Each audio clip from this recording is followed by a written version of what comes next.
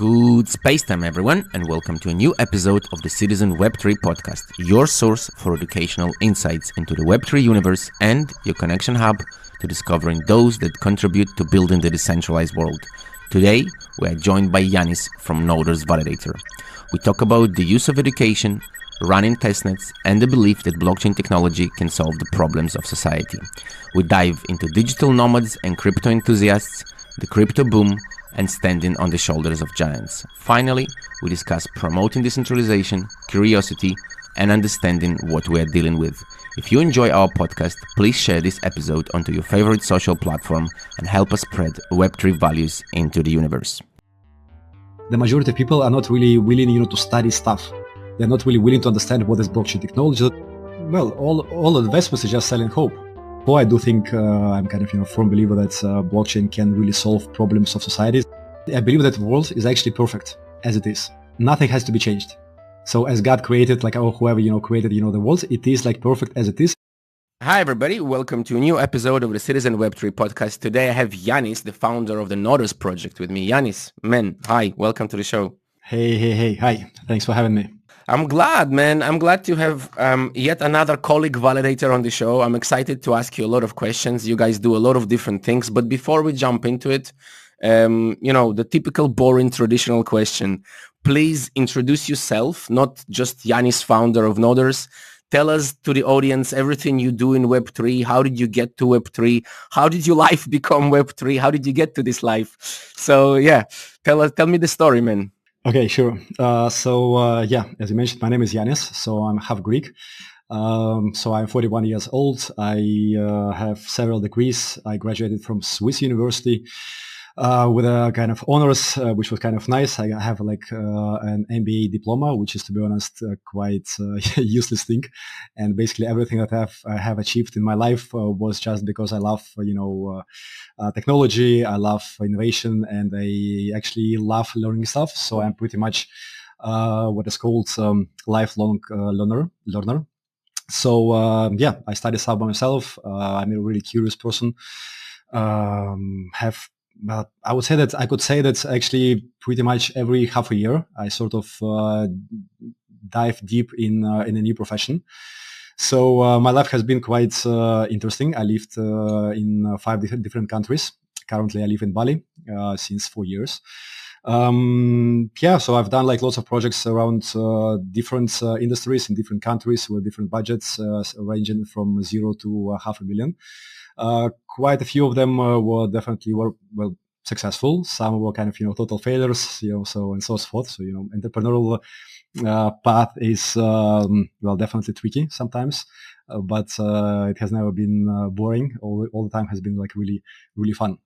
So about when I came to crypto, I started investing in different assets pretty much approximately 10 years ago, I would say, maybe even 11.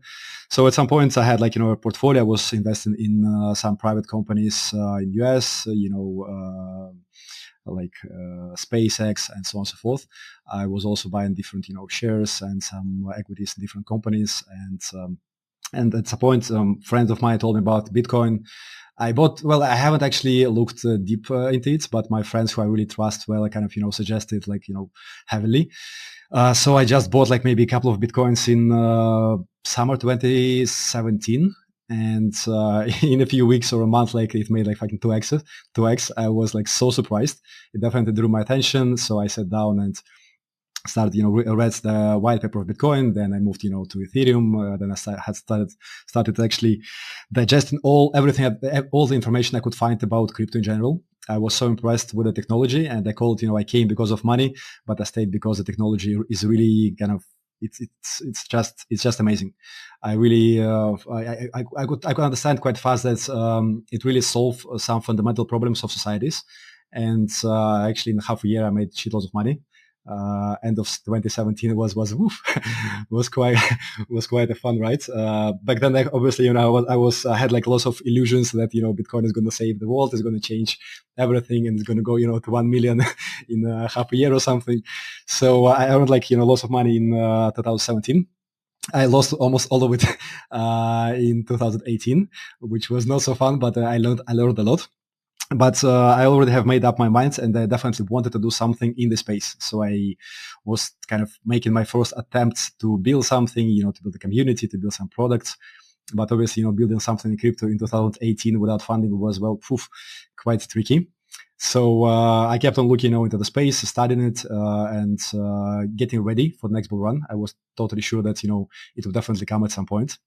So I was kind of, waiting for the right time to get back to the market. And I entered the market again in 2020 in March when everything crashed. So I was buying Bitcoin at around 4K and Ethereum at $100, which was like a super nice investment decision of mine. So proud of that. Then I was, I guess I tried in crypto, really lots of stuff. So, DeFi, gaming, DAOs, NFTs, I mean, you name it, and I tried it definitely. And I couldn't make up my mind, what to do in crypto because, it's definitely one of the most rapidly changing environments. And I do have several degrees, but I am not a technician, so I couldn't write code and come up with a kind of genius idea with a blockchain that can process millions or billions of transactions. So I was looking at from the point of view of an entrepreneur. And at some point, I just found it was, I think, 2021, like in spring. I just discovered for myself staking. It's kind of your process that you kind of stake your money and you can get some APR or APY, on some yield, on your portfolio. I got immediately, totally impressed, and I realized that this is actually the thing I wanted to do because, staking as a product, basically what it does is that it either increases the profits and the amount of money that investors earn, or it just decreases the amount of money they lose, right? So it's kind of really eco project in my mind in crypto. And obviously, validators, they really kind of help the industry in general, which actually I wanted really to do. I wanted, to promote the whole kind of, blockchain technology and make it really kind of accessible to as many people as possible around the globe.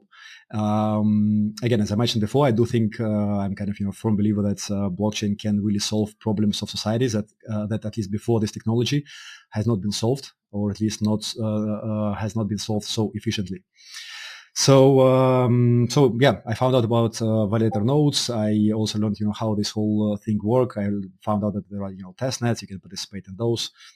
You can get nice drops sometimes, but the whole idea was that I immediately realized that I want to build a staking platform. So, but because I'm not a developer, I didn't have no idea how to run nodes. So I just found a guy who could do that. I paid him to teach me. So it took me maybe a couple of months to just get around, and so I had already 15 nodes installed, and it was really fun and nice. But I realized that it's not the whole process of installing a node is not so difficult. It's quite fast for the most part, but there is lots of work that comes along with it. You have to to sit in Discord. You have to read updates. You have to submit forms. You have to contribute. You have to do lots of stuff. So I realized immediately that I do need a team, but there is no such profession as node runners. And definitely, with the test nets, there is a kind of an issue with the security. So if, let's say, you get some points, at least that were my thoughts, back then. So if you get, some kind of big drops for some nodes, obviously, I mean, the guy who you could be paying, some seller a few K, 3, 5, 10K, whatever. If, let's say, he has an access to your wallet that has, hundreds of thousands or millions of dollars, well, it's kind of a bit tricky. So I realized, quite fast that I do need, people that I can trust. So I just called all the IT guys I knew at that point, and I invited them to a school that I launched. So basically, I made a course, and I taught them how to run nodes and everything that comes along with that. So out of that course, I just hired the people. So I taught all of them. The best ones I just hired in my team, and so we started the journey, which has been quite funny, a bit stressful, to be honest. But we managed to survive through bear markets, and we have become some sort of at least intermediate validator, and definitely aiming to go higher, produce more value for the ecosystem, general ecosystem of blockchains and crypto space. So then half year after I launched NODERS, I also realized that one of the drivers of really one of the drivers that will one of the mechanics that will drive billions of people come to crypto is gaming. And when I was a student, kind of really lots of years ago, I was a professional gamer. So I was totally amazed, with the play-to-earn mechanics. And I do believe that blockchain as a technology, again, solves like a really fundamental and important problems in gaming. So after half a year I launched the NODERS, I launched another project, which is a crypto gaming guild. We're a small guild, but super efficient. And I think that we're one of the few guilds that managed to, to survive. And we're actually in pretty good shape. But that's kind of, sort of a side project. So basically, I would say 90% of my attention goes, to validation. And yeah, so we have been building basically pretty much with my own, funds. So I invested, so far, pretty much almost a bit less than $1 million, in the project. So, and we managed to survive again, the hardest times, with all the sanctions, wars, bear market, all kind of stuff. It was a mess. It was definitely, difficult times. In the beginning, the team grew really fast, to 15 people. Then when the war in Ukraine and Russia happened, and lots of, and obviously, lots of crashes in the crypto market. So we had, to fire some guys, and so pretty much we've been building with just 4 guys for 2 years. And in December last year we just started, hiring again. So we're expanding the team at the moment, and we started basically as just testnet runners. And because I try all the time, to teach people, and I would say one of the most competitive advantages that we have as a team is that we keep on learning and doing stuff. So slowly but steadily, going through really hardship, we managed to start offering to blockchains way more value than just running a node. And so at the moment we run 37 blockchains. We have total value staked of approximately 100 million. We run at the moment, I think we participate in 46 testnets. We have a range of products and services that we offer, to blockchains. And so we pretty much are growing into some sort of a kind of venture crypto studio where we can, support a blockchain. So basically as validators, our main mandate is only cooperate with layer 1s or layer 0s. So we develop, different tech features, and provide all sorts of highly reliable infrastructure. We also, kind of now can provide some funding to this project, and we are now expanding, and started doing, way more kind of, marketing activities. We organize different campaigns, online events, offline events, city campaigns, like giveaways and so forth. So yeah. I guess, does that answer your question? Well, it does partially. I'm still gonna go and dig a little bit into it, but I have a lot of comments here that I wrote down that I'm gonna ask you about. So first of all, I love the crickets on Bali. I must say that the crickets on Bali are my best friends. And I know that we spoke just before the recording. That I was saying that I know you are on Bali and the Bostrom team are on Bali, and you said that you also know them, right? So it's a cool coincidence. I think that it's a small world, and you said it's a question not about the Bostrom team, but you mentioned crypto sauna, and I would love to know a little bit for myself and for the audience.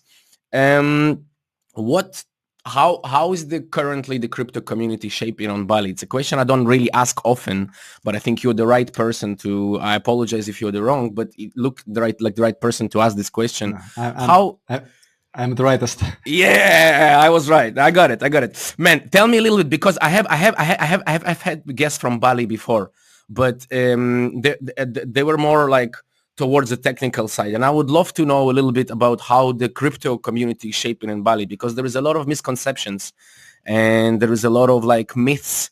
So I would love to hear it from you, from somebody who is there, and tell us about the crypto sauna as well, man. This is cool. Look, it's actually I think it's booming, and crypto industry in general kind of is really expanding really fast and rapidly, in Bali and Indonesia in general. Speaking, specifically about Bali, Balinese government, when the COVID happened, well, basically, it's fun. It's fun. I will give you, some kind of economic metrics. So basically, Bali. So Indonesia is actually fourth population in the world. It's kind of not so big, but there are really lots of people living here. So, and Bali, which is like only one island in Indonesia, constitutes approximately 15% of gross domestic product of the whole Indonesia. But basically 80% of Balinese economy is basically based on tourism. People come, they pay, for, services, tourism activities, and so on and so forth. So when COVID happened, Balinese people found themselves in really difficult situation, because immediately out of being a really one of the most popular destinations, for tourism in 2021 and before that, when COVID happened, they went almost to zero, and we saw really lots of people in kind of different situations, and we also were organizing some help to them, because locals were really struggling. So back then, the government decided that they need kind of a second industry that they could boost in order to support the locals. And actually the cool part for us was that they decided that this industry should be the blockchain industry. And so they kind of one more thing I wanted to mention is that Bali is an island of Indonesia, and Indonesia has president, but Bali itself is kind of a country inside of country. It's like in Italy we have the Italy, and we have the say it. It's like Madeira in Vatican. Portugal. Vatican. I was going to say like Madeira in Portugal. yeah, Madeira in Portugal. So they have like a local king. Here they have princesses and so on and so forth. So one of the princes of Bali has become, the chief kind of advisor or evangelist of blockchain industry here, and so they have put lots of efforts, to make Bali more attractive to digital nomads, to crypto people, and they kind of organize now lots of events, and there is kind of a nice, not really huge, but a quite big conference that happens every year in Bali called CoinFest. It's going to happen again, in August, and so now we do have, and the cool thing also is that the whole space is quite international, so there are lots of people from all around the globe. You name it. US, Australia, Chinese people, Europeans, CIS, and so on and so forth, who live here, and that's why the mixture of all these guys, of digital nomads and crypto enthusiasts, is really booming and really expanding. Because it's really cool to live in Bali, because kind of it's sunny. It's way cheaper to live here than to live, let's say, in the US or like Europe. It's really peaceful. Culture is really nice. People are cool, and so on. So there are lots of kind of additional perks that comes along with the crypto community that's really expanded and booming here since COVID happened. So we have yeah. No, go on, please go on. Sorry. I was not. Yeah, and so we have different meetups, and now big corporations, big kind of projects like Polkadot, ICP, and so on and so forth. They kind of have already established here kind of their representatives, and they're organizing some meetups, some hackathons, some promotions, kind of trying to boost their own projects, and also to support the whole blockchain industry, kind of injecting and establishing in Indonesian land in general and Bali in specific. So yeah, and so we have different meetups and side events and conferences, and also one of the places we have for crypto is called Crypto Sauna. So entrance is only allowed to well, unfortunately for the time being, only male representatives, and they have to come from some sort of a decent project. So we kind of really try to whitelist only cool guys. So if kind of guys are kind of just scammers or flippers or kind of just rug pullers or whatever, we don't accept them. So a guy, if he wants to join us, he has to go to get usually a couple of invitations. So there should be like usually two guys who kind of have guaranteed that he's a decent, proper, like fundamental crypto vegan, and then we can accept him, and basically we go to a sauna. We have a sauna. Actually, we all relax, talk sometimes. Actually pretty much only about crypto, and yeah, it's a nice way to relax for us on one hand, but also to make this relaxing time kind of efficient, because sometimes partnerships can be shaped, investment can happen, and so on and so forth. I mean, proof of cleanliness is what comes to mind. But yeah, exactly. I have a question for you that about the community again, like the last question I'm going to ask. Like for example, Madeira, where I'm residing for a while, I'm going to be honest, the crypto community here is not really one that I'm active in, because, well, even though we live on a tiny island and there is about 100-something businesses that directly accept Bitcoin, like it's a lot for a small island, the community is very much centered around ICOs, well, not today, but you know what I mean when I say ICOs, NFTs, and so on and so forth. How's the Bali community? Is it more technical? Is it like a bit of mixture of everything? Is it, because you said we don't accept flippers and da-da-da, we need to prove that the guy comes from a decent background. So what would you say your personal feeling of the whole of the general of the communities today on Bali, the crypto community, I mean? I would say that it's a mixture, definitely. Obviously, Bali is a place where people can either come, as a digital nomad and they can stay and live here. But we also have, lots of tourists who come here, for, spend the winter, for example. They might come, for 2-3 months. So we have, this kind of come and go, people, which kind of a lot. It's definitely a mixture. You see, well, in general, the crypto space is a space where there are lots of people who just come, to make fast money. They don't really understand the technology. So basically, I would say that 80% of the people who are in crypto don't really understand what they're dealing with. They just, care about, just hype and just making, access, shitloads of money and so forth. So definitely we have these guys as well. We have, flippers, we have NFT, Degans, we have like you name it. But again, since the Bali is a pretty cool place, for digital nomads, more and more team and developers are coming here. It's just, the case that you don't really see these people so often, outside. Because, like, for example, myself, I spent pretty much 3 years almost not leaving my place. I do go, to crypto sauna. I do go to some conferences, but for the most part, I spend like 95% of my time just at home, just in front of the PC, just grinding each and every day, 14 hours per day, 16 hours per day, and so on and so forth. So there are definitely a lot of these people, I would say. Well, quite enough, yeah. But you don't see them that often, outside.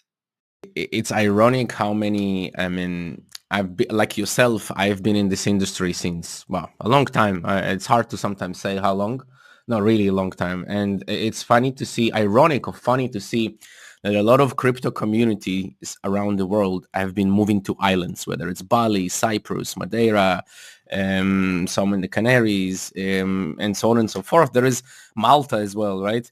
And a lot of these people are like, quite serious people. Some of them, it's interesting, like to see like more and more of this build up on the islands. Maybe one day, those islands will become the center of the universe. And it will be interesting to see how it evolves. I think. Go on. Please go on, please. No, I just want to mention that I think this is happening for a few reasons. One is regulation.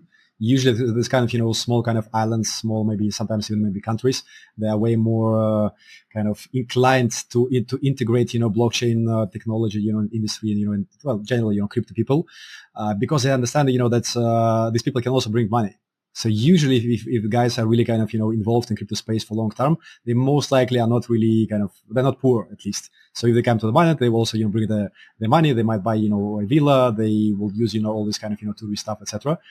And also, living on an island is also kind of, it's just beautiful. So there are lots of kind of, progress and, and advantages that comes along with a life in a nice and small place. Islands are really nice. You have the optimistic view. My view was also optimistic, but more like island is easier to take over. It's not. Yeah, you don't need so. Well, okay. You can make an NFT out of island, and then you can sell, pieces of this NFT, so you're gonna earn, a piece of. It's a good idea. I like that. Yeah, I like that. It's a good idea. Okay, before we get too far into that conversation, let's move on to another topic. You mentioned that you guys have currently 100 million TVS and 37 networks and 46 testnets. What's your largest validator today in terms of revenue? Celestia. Okay. It's a very, very interesting network. Why do you guys concentrate on Celestia? What's your reason for concentrating on Celestia? What are you trying to achieve there, if anything, or it's... Well, it's just in general like a really cool project. I realized that, when we found them approximately a year ago, so we participated in their testnet for, I think, 7 or 8 months or something. So it was clear to me that, Celestia is definitely going to be, a pretty cool project that really brings value. It's all about value. I do love, because definitely you're kind of way older crypto dude than me. So you're the veteran of veterans. I am kind of, I'm relatively kind of oldish. crypto dude. Well, 2017, so basically 7 years in crypto. I'm really just huge fan of like proper technologies that really solve some problems, and they have kind of a value proposition. Sometimes even unique propositions, sometimes maybe not so unique, but still kind of cool projects, cool teams, and so forth. So today's is definitely looked to me a year ago like super promising, and well, apparently it has performed like super well, and so many projects are using that technology. So nice. I'm gonna do a 30 seconds of advertisement here. So if you guys want to listen, of course, like everything me and Ioannis say will be mentioned and linked to in the show notes. And if you guys are interested in Celestia, please go and check out the podcasts we have with them. I think the first one was 3 years ago, or two and a half years ago. It was still, I think, in the stage of Ledger/Celestia. But yeah, this is just a moment of advertisement. Back to you, Ioannis. You mentioned BTC in the beginning. And I gotta be honest, like I'm curious about your opinion on BTC, but before you say it, I'm gonna like put the cards down. I have to say, like on it seems that over the 4-something years on this podcast, the opinions on BTC have not been the most positive on the show. So I have been I also don't have a very even though we run a Bitcoin node, bare metal Bitcoin node, because well, it is Bitcoin, but a light node, sorry, but we like and I'm trying to get BTC maxis on the show. I'm actually talking to one right now. He's a famous guy called Vlad. Hopefully I will be able to get him on, and I want to hear like a BTC maxi opinion. But so those are the cards to reveal the truth that I'm curious about your opinion, because you said 2017 you started with BTC, you started with Ethereum, you made some good investments. What do you think about Bitcoin today? What's your opinion on Bitcoin? How do you see it developing? Do you see it as still being the king of crypto, or whatever else you want to add to that? Well, to be honest, I will also open my cards. I don't hold any BTC anymore. Well, there are two kind of points I would say, that in terms of being an investor. Well, now by buying an asset that definitely has the potential to grow for sure, but this is kind of the cost of choice. So if I invest now in Bitcoin, I can expect maybe I don't know, like 2, 3, 5, 10x's. But if I invest, let's say in early stages to some superior technologies, which has everything in front of them, which might perform and bring 100, 1000x's. I mean, it's just way more kind of return on the capital invested. On one hand, second. Well, Bitcoin is the first technology. Definitely, it is for the time being, the king. It has shaped, the industry. It's still kind of the whole market depends on what Bitcoin does still at the moment. But I do think, obviously, I think it's obvious that industry is maturing, and definitely at some point, other assets or niches inside the crypto are just gonna take their own path and will not be so correlated to what happens to the Bitcoin. So and obviously, I mean, since Bitcoin was kind of launched, incredible amount of extremely beautiful and genius technologies have been introduced. So for the time being, we have things that are kind of superior to Bitcoin technology in so many ways that is kind of it doesn't make any sense. So Bitcoin is not so appealing, to me as a technology. Obviously, it has become some sort of a religion in a way. But how long it's going to last may it become something that is going to be used as a reserve currency for the whole world. Well, maybe all these kind of possibilities are out there. It definitely might go to I don't know, 10 million. Is it a possibility? Well, definitely. But again, since I run a project and since I do understand the industry well, maybe a little bit better than most of the users who just come and invest their money in NFTs, tokens, meme coins, whatever. I just prefer, really technological, superior solutions. So so I do think it's kind of definitely people can earn some money buying Bitcoin, maybe even now. no financial advice, obviously, but I don't see any point of holding Bitcoin, buying Bitcoin, or anyhow interacting with Bitcoin. Do you think that selling hope is okay? Like, I mean, because to me, like the success of Bitcoin, I mean, because you mentioned religion, and it's a very powerful word. And, one of the most powerful products I know is hope. If you want product to last for a long time, sell hope. And do you think that it's okay to sell hope as an investment opportunity? Like, what's your opinion on that? Well, all investments are just selling hope. Because like if you invest in any project, especially in early stages, they all the time sell only hope. They say, hey, we're gonna do that, blah blah blah, and there are like incredible amount of questions and risks, and you see, I think that people in general don't really view the crypto industry properly. As I view it as just a space of experiments. So there is a technology of blockchain, and there are an incredible amount of brilliant people who just try to find a proper market fit. So basically the proper ways to implement this technology in such a way that it's going to be like as useful as possible in solving different problems society has. Bitcoin definitely has its own kind of, value proposition. But again, as I mentioned, there are hundreds, maybe thousands of projects that technologically wise are way more superior to Bitcoin. But Bitcoin was the first one, and Bitcoin has built, these religions. People kind of, believe in these ideas and so forth. And again, the whole economy we're living in, it's all about kind of hopes, ideas, promises, some kind of, hope is the best word. So I don't think it's wrong. Everybody's doing that. So, yeah. I hear your cat, man. Show me the cat. I want to see the cat now. Now I want to see the cat, man. Come on. Yeah, even though it's an audio podcast, don't be sorry. Let's see the cat. We love cats on the show, man. We love cats. Let him in, man. Come on. He wants to. He wants to talk with us, man. He wants to be a part of the show. Let's make him a part of the show, man. Come on. No, you have two. What a beautiful cats. I'm sorry cats. The audience can't see this. Wait a second. It's gonna be fun. It's gonna be a fun one. So I have two cats. I apologize for them screaming just because raining just started in Bali, so they scream sometimes. So their names is Satoshi and Tesla. So there we go. I knew you need to bring them. No. Listen. So basically, there are three guys in history of humankind that I would really love, and I would pay like pretty much any amount of money, to just meet these guys and talk to them. And there are three guys: Nikola Tesla, Satoshi Nakamoto. If this is a guy or group, doesn't care, doesn't matter. The producer, let's say. And the third one is Leonardo da Vinci. So I have the third name is still available. So I'm looking for a third sort of pet, but Tesla and Satoshi is already in place. They're super smart. They're super smart. There's a saying, that how you call the thing, that's how it's going to kind of behave. So I call them like the super, genius people names. So they're super, super intelligent, super smart, super kind of understanding everything cats. So yeah.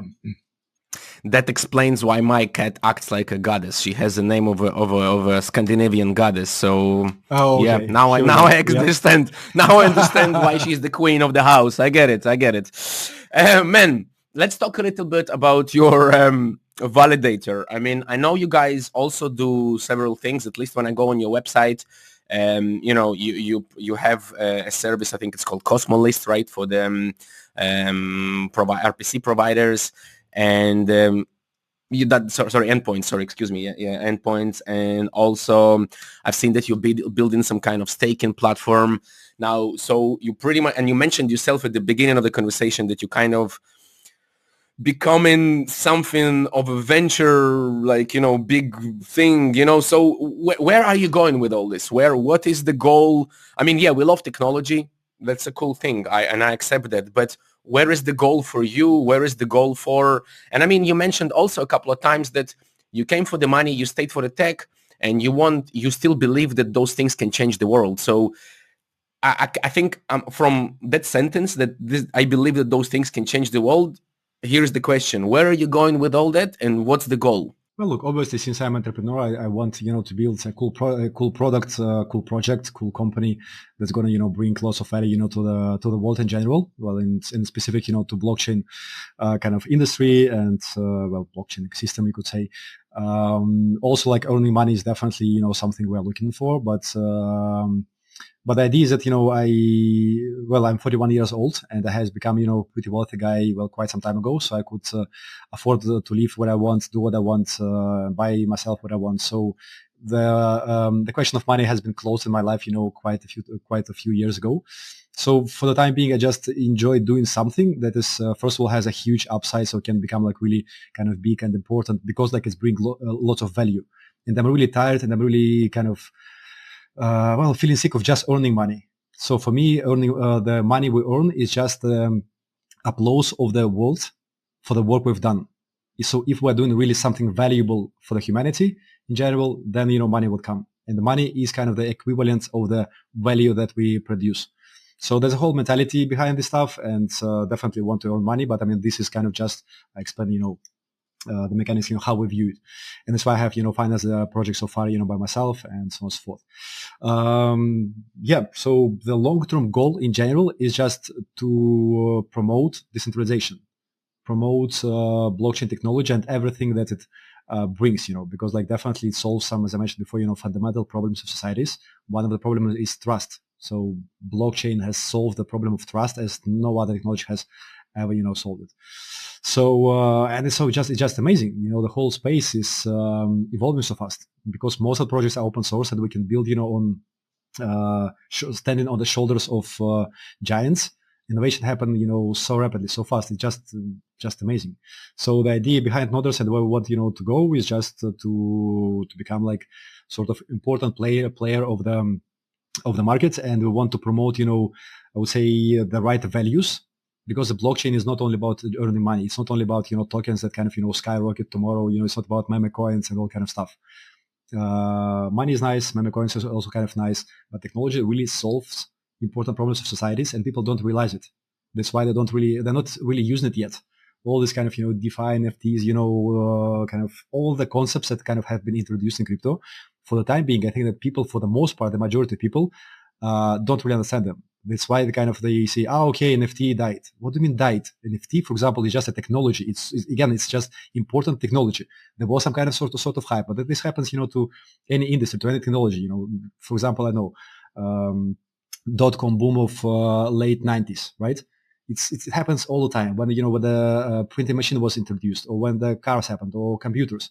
So when new technology comes, obviously, lots of kind of not so decent people come along, and they try to make money on selling some, well, as you said, hope, maybe like some exaggerated hope to people who are naive and don't understand what's happening. Because I remember like in 2017 there was a fun story. There was like a tea company in Australia, I think, or New Zealand, which was not doing well.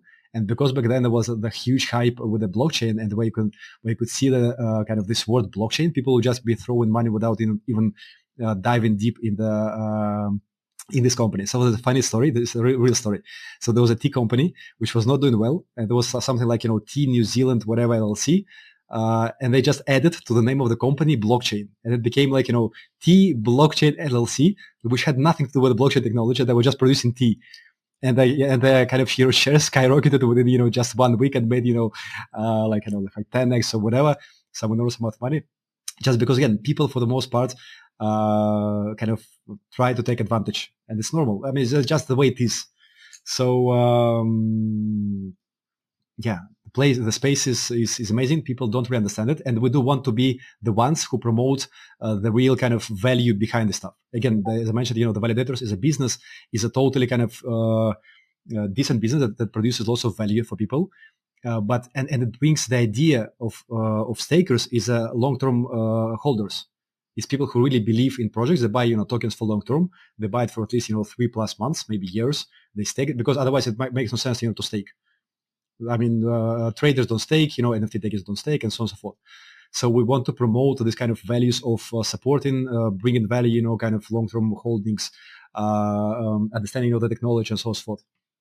Make sense? Yeah, does that answer your question? It does, but I'm gonna have to do some follow-up questions for you here. Some of them are gonna be a little bit devil's advocate. I didn't warn you. I love to do devil's advocate questions, but I don't think so. This is actually not. No. I did say that, but now thinking about them, they're not really devil's advocate. So the first question is, you said promoting decentralization, but decentralization has such a huge fucking spectrum. Like starting from, centralization and finishing in decentralization, right? But really, like for everybody, that word, starting with such thing as privacy, security, like middle parties, Web 2, Web 3 technological stacks, and so on and so forth. So for some people, decentralized technologies or decentralized world, or decentralization in general is only something that is on that side of the spectrum, and for some not. So when you say promote decentralization, why? Like, what is for you? What would change? What's in your opinion is going to change as soon as that decentralization that you're promoting is achieved? How is the world going to be different? At least the community where you live. Well, I would say that we could bring a bit more kind of power back to people. It would make life a bit more democratized in a way. Well, you see, I'm Greek, so we have invented democracy, and obviously, look, and not a very good one. Well, no, it was the original version was not very good. no, it was perfect, but it was perfect in a small cities, because they were called in Greece, polis, and so democracy within small communities works perfectly. As soon as you start growing it and you have like lots of levels of democracy, you have different institutions, and so then problems start occurring. So the bigger you grow, the more problems you're going to have, and the less democracy you're going to have, and there's going to be more noise and more kind of problems in general. So world I believe that world is actually perfect as it is. Nothing has to be changed. So as God created, like, or whoever created the world, it is like perfect as it is, and just in this world happened just some process of life, some change, and the only constant thing in this world is a change. And so I say the world is perfect, and then I just, as an individual, I have my own kind of talents, and I just find ways how I can implement my talents. So I will kind of enjoy what I'm doing, and also bring some sort of value to the people around me, because I kind of interact with the people. This whole ecosystem of the universe, we're all interconnected. So I say the world is perfect, but for the time being, let's say we have these kind of difficulties in societies, and we can see this across the globe. With all the wars happens, and all the kind of the financial system is falling apart, and we have so much tension these times.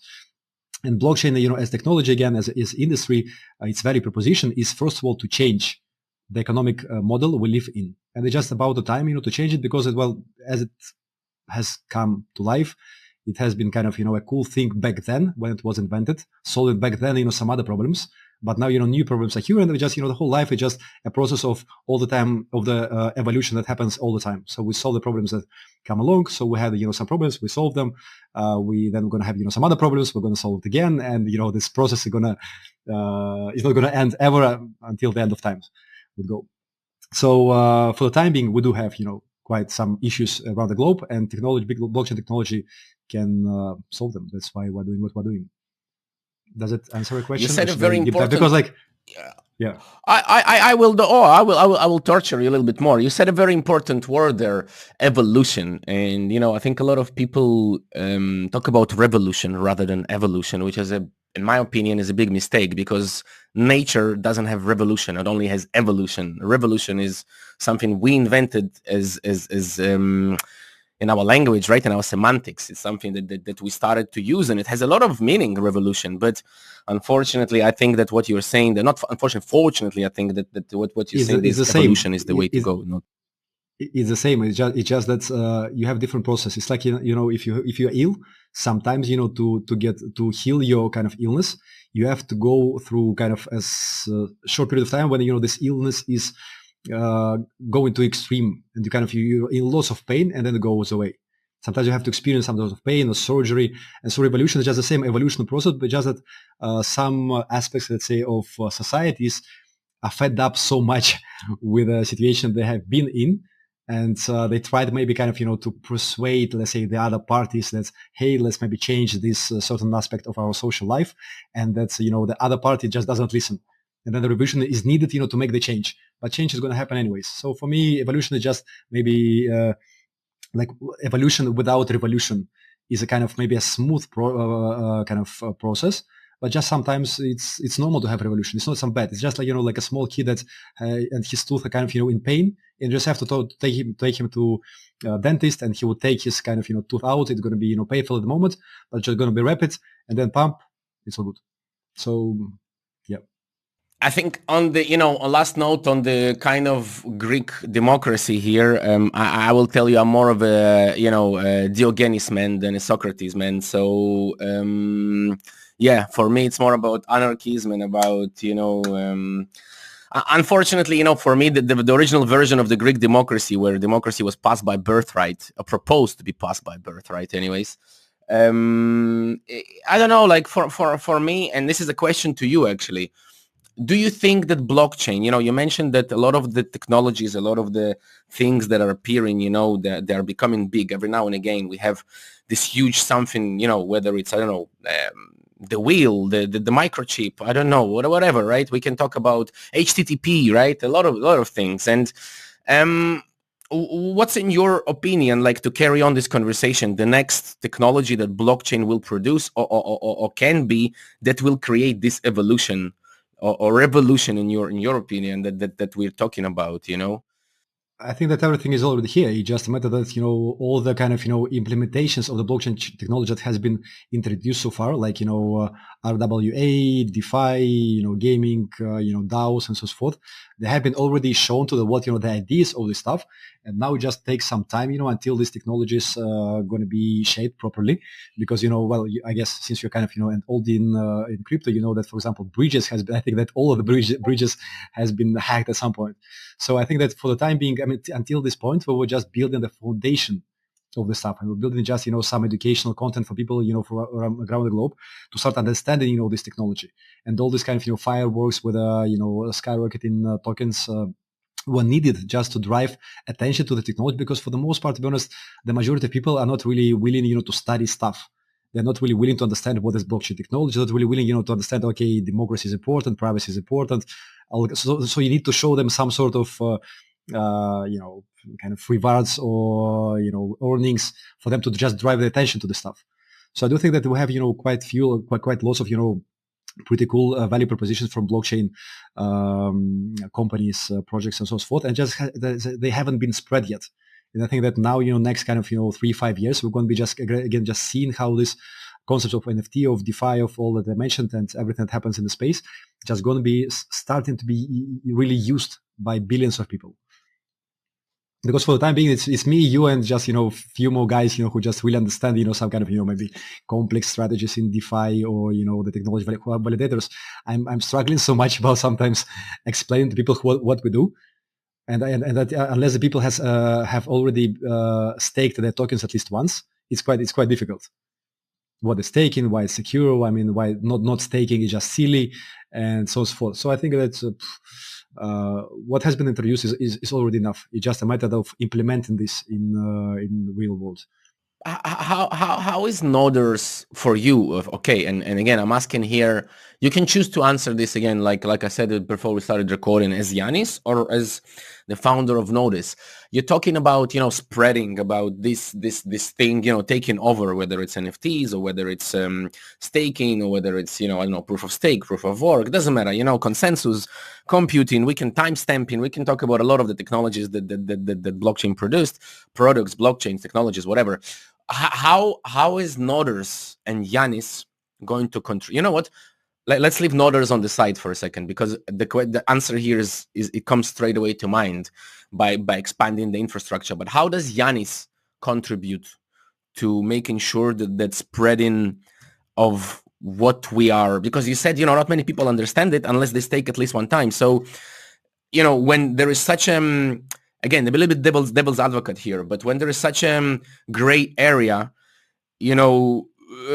it's like with a lot of things in the world, whether it's the atomic bomb or splitting the atom, or anything else. Originally, the intention and the end product are very different. So how will Ioannis personally make sure, at least in your own life, in your own world, that that spreading of those things, and that education will bring good in the long term, in a general term, towards communities, towards the world? Yeah, something like that.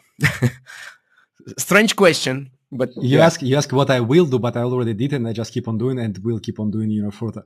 So obviously, I built, I founded, the NODERS. So basically, we're a team of contributors, and we try to be as helpful as possible, to the ecosystem in general.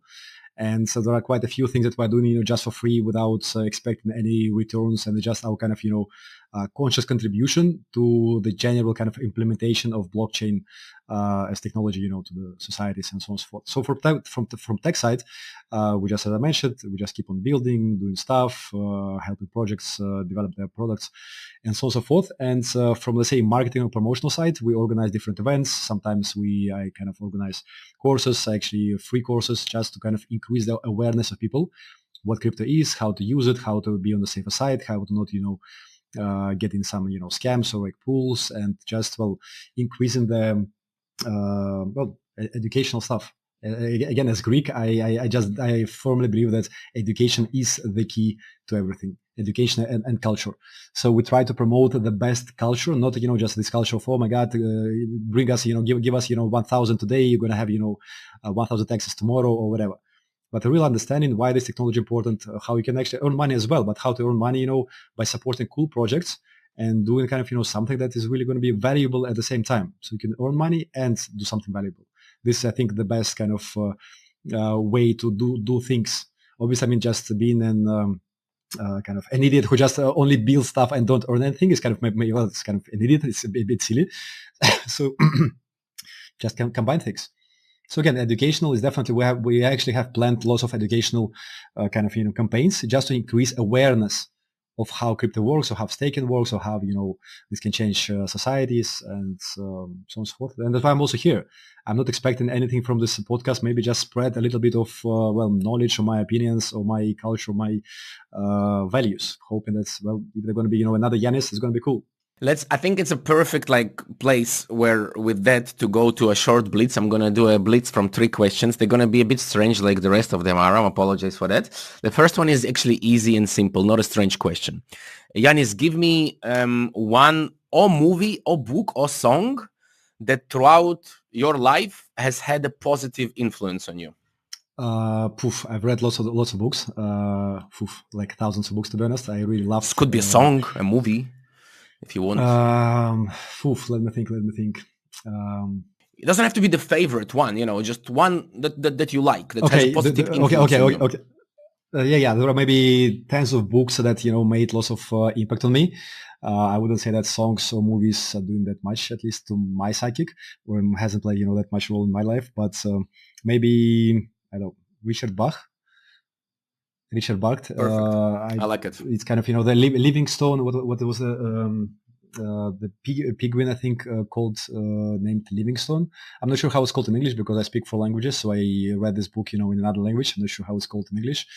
So, but it really kind of amazed me. It's again about evolution. That's limits. There are no limits actually. And living in a society, if you dream of something, you want to do something, and your society, for example, doesn't kind of allow it, culturally, they think it's kind of weird, stupid, silly, and so on and so forth, you still can go and do it without just looking around. If you want to do something, and it's kind of not destroy the world, let's say, then you're good to go. Just go and do it. And this book was about, a bird that couldn't fly and was living, in a society of birds that couldn't fly. And they were not even thinking about, hey guys, maybe we should try something somehow, to learn about flying. And so he was just trying again and again. And actually, this is kind of a scenario of my life. I just keep on trying, doing something until I just succeed. And the only secret of success in my life, even though I do have, some talents, blah, blah, which might be questioned or not, but what I'm really good at is just never give up, just really kind of keep on grinding, and success will come at some point. Wait, you're going into the second question. Wait, don't. Oh, shit. Sorry, you're answering the second one. No, I'm joking. I'm joking, man. I ruined everything nice. No, brother, I'm joking. No. But the second question is, you kind of started to answer it. The second question is, share with me and the audience one motivational thing that keeps Ioannis going for the last 41 years. Curiosity, I would say. I'm just curious about things. I'm just really kind of, curious to learn about something, try something, do something that, kind of sometimes might not actually be economically efficient or beneficial in general. So I organized, some events without earning anything. It was just for fun, or just for the experience, or just because I believed it's something kind of valuable to, someone. So, but curiosity about life, about worlds, about everything around me. Okay, last one, I promise. This is a bit of the strangest one, but I promise it's the last question of today. Give me one person or one character dead or alive, real or made up. It could be a cartoon character, developer, Satoshi Nakamoto, Tesla. I think I already know what you're going to say. That is not your guru, because I personally don't believe in gurus, but is a person or a character that you can look at when you're like, shit, my life is, everything is going wrong. And then you look at this character and you're like, fuck, yeah, that's a good example. And now I feel better, like something like that. Well, I can't say really that I look at someone and then feel better, but I would say the person that inspires me the most is Leonardo da Vinci. Inspires. Beautiful, yeah. Beautiful. It's actually my answer too. Yeah, he was just curious about the world, yeah, and he was just studying and doing what he wanted to do, not thinking about okay, I'm going to fucking earn money here or something else, but he was just doing what he loved, and he was kind of experimenting a lot, and he produced incredible amount of brilliant things, and especially given the age he lived in, it's just like one guy. I mean, in our world today, I think nobody can compare to him, because he's just one guy that's. He was a true genius. He was a true genius, and he was talented in lots. He was just talented, and then he just took his talent in different industries or sectors. Yeah, and he was good in all of them. In tech stuff, in health stuff, in painting. This is just kind of curiosity and love, I think, for for life in general. And then he just studies it and creates stuff, and he's so he's so well. It's hard to find a word to express it, but give me a second. Harmonious. He's a proper Malaka. He's a oh my god, he's the Malakast Malaka ever. he's a proper Malaka. He's the Malaka for sure. He is the Malaka. He's the Malaka of all Malakas for sure. Like, I mean, no Malaka can ever compare to the guy. Maybe Socrates could talk to him, and they would, have fun together. But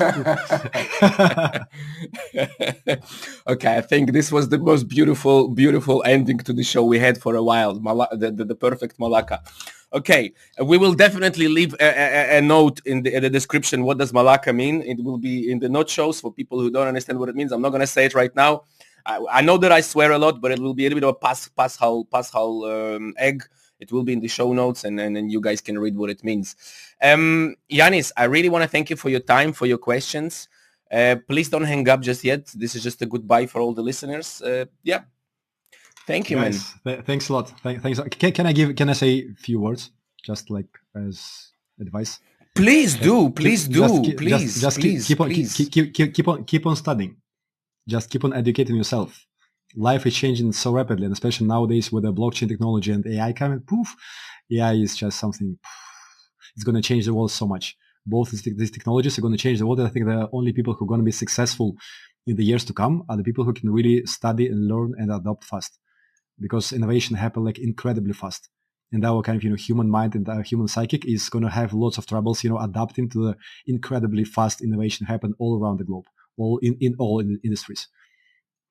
So just don't stick to your kind of master degree or whatever. Just keep on learning stuff. Be curious about life. It's going to bring you lots of value, lots of. Absolutely, be curious. Thanks for having me. It was a real pleasure. It was one of the best interviews I've ever given. It's so much fun. Thank you. You're the best. Thank you. Please don't hang up just yet. Please still don't hang up. Thank you, Ioannis. Guys, stay curious. Okay. Thank you. Bye, everybody. Bye-bye. This content was created by the Citizen Web3 Validator. You may support our work by delegating to any of our nodes.